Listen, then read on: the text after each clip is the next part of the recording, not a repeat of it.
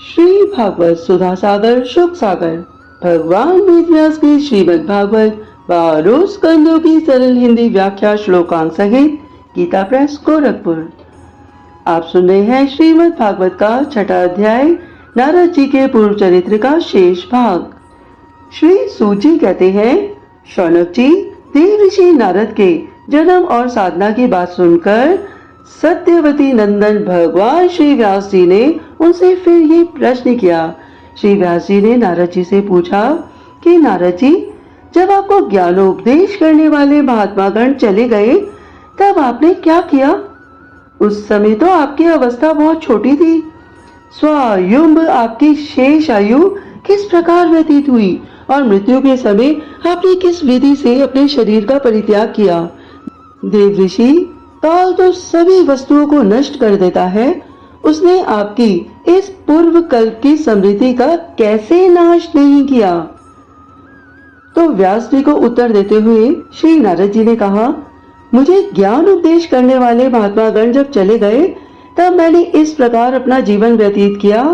यद्यपि उस समय मेरी अवस्था बहुत छोटी थी, मैं अपनी माँ का इकलौता लड़का था। एक तो वह स्त्री थी, दूसरे मूढ़ और तीसरे दासी थी। मुझे भी उसके सिवा और कोई सहारा नहीं था। उसने अपने को मेरे स्नेह पाश से जकड़ रखा था। वह मेरे योग क्षेम की चिंता तो बहुत करती थी, परंतु पराधीन होने के कारण कुछ कर नहीं पाती थी। जैसे कठपुतली न जाने वाले की इच्छा के अनुसार ही नाचती है, वैसे ही ये सारा संसार ईश्वर के अधीन है। मैं भी अपनी माँ के स्नेह बंधन से बंधकर उस ब्राह्मण बस्ती में ही रहा। मेरी अवस्था केवल 5 वर्ष की थी। मुझे दिशा, देश और काल के संबंध में कुछ भी ज्ञान नहीं था। एक दिन की बात है, मेरी माँ गौ दूहने के लिए रात के समय घर से बाहर निकली। रास्ते में उसके पैर से सांप छू गया और उस सांप ने मेरी माँ बेचारी को डस लिया। उस सांप का क्या दोष, काल की ऐसी ही प्रेरणा थी। तो व्यास जी, इस पर मैंने इस बात को ऐसे समझा कि भक्तों का मंगल चाहने वाले भगवान का ये भी एक अनुग्रह ही है। इसके बाद मैं उत्तर दिशा की ओर चल पड़ा। उस और मार्ग में मुझे अनेकों धन धान्य से संपन्न देश, नगर, गांव, अहीरों की चलती फिरती बस्तियां, खाने, खेड़े, नदी और पर्वत के तटवर्ती पड़ाव, वाटिकाएं, वन, उपवन और रंग बिरंगी धातुओं से युक्त विचित्र पर्वत दिखाई पड़े। कहीं कहीं जंगल वृक्ष थे जिनकी बड़ी बड़ी शाखाएं हाथियों ने तोड़ डाली थी। शीतल जल से भरे हुए जलाशय थे जिनमें देवताओं के काम में आने वाले कमल थे। उन पर पक्षी तरह तरह की बोली बोल रहे थे और भौरे मंडरा रहे थे। ये सब देखता हुआ मैं आगे बढ़ा। मैं अकेला ही था। इतना लंबा मार्ग तय करने पर भी मैंने एक घोर गहन जंगल देखा। उसमें नरकट, बांस, सेठा, कुश, कीचक आदि खड़े थे। उसकी लंबाई चौड़ाई भी बहुत थी और सांप, उल्लू, सियार आदि भयंकर जीवों का घर हो रहा था। देखने में बड़ा भयावना लगता था। चलते चलते मेरा शरीर और इंद्रियां शिथिल हो गई। मुझे बड़े जोर की प्यास लगी। भूखा तो मैं था ही। वहां एक नदी मिली। उसके कुंड में मैंने स्नान, जलपान और आचमन किया। इससे मेरी थकावट मिट गई। उस विजन वन में एक पीपल के नीचे आसन लगाकर मैं बैठ गया। उन महात्माओं से जैसे मैंने सुना था कि हृदय में रहने वाले परमात्मा उसी स्वरूप में मैं मन ही मन ध्यान करने लगा कि हे प्रभु, आप तो मेरे हृदय में हैं।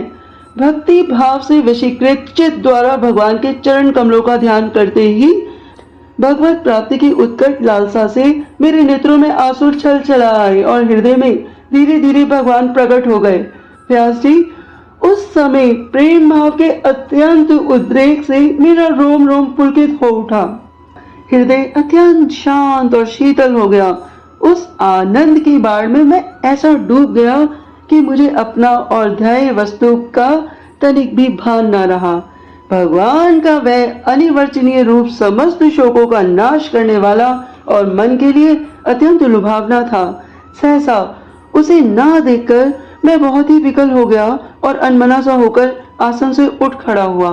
मैंने उस स्वरूप का दर्शन फिर करना चाहा, किंतु मन को हृदय में समाहित करके बार बार दर्शन की चेष्टा करने पर भी मैं उसे नहीं देख सका। मैं अतृप्त समान आतुर हो उठा। इस प्रकार निर्जन वन में मुझे प्रयत्न करते देख स्वयं भगवान ने, जो वाणी विषय नहीं है, बड़ी गंभीर और मधुर वाणी से मेरे शोक को शांत करते हुए कहा, खेद है कि इस जन्म में तुम मेरा दर्शन नहीं कर सकोगे। जिनकी वासनाएं पूर्णतया शांत नहीं हो गई हैं, उन अधकचरे योगियों को मेरा दर्शन अत्यंत दुर्लभ है। निष्पाप बालक, तुम्हारे हृदय में मुझे प्राप्त करने की लालसा जागृत करने के लिए ही मैंने एक बार तुम्हें अपने रूप की झलक दिखाई है। मुझे प्राप्त करने की आकांक्षा से युक्त साधक धीरे धीरे हृदय की संपूर्ण वासनाओं को भली भांति त्याग कर देता है। अल्पकालीन संत सेवा ही तुम्हारी चित्तवृत्ति मुझ में स्थिर हो गई है। अब तुम इस प्राकृत मिलन शरीर को छोड़कर मेरे पार्षद हो जाओगे। मुझे प्राप्त करने का तुम्हारा ये दृढ़ निश्चय कभी किसी प्रकार नहीं टूटेगा। समस्त सृष्टि का प्रलय हो जाने पर भी मेरी कृपा से तुम्हें मेरी समृद्धि बनी रहेगी। और वो नारायण रूप श्री कृष्ण, आकाश के समान अव्यक्त सर्वशक्तिमान महान परमात्मा इतना कहकर चुप हो गए। उनकी इस कृपा का अनुभव करके मैंने उन श्रेष्ठों से भी श्रेष्ठतर भगवान को सिर झुकाकर प्रणाम किया।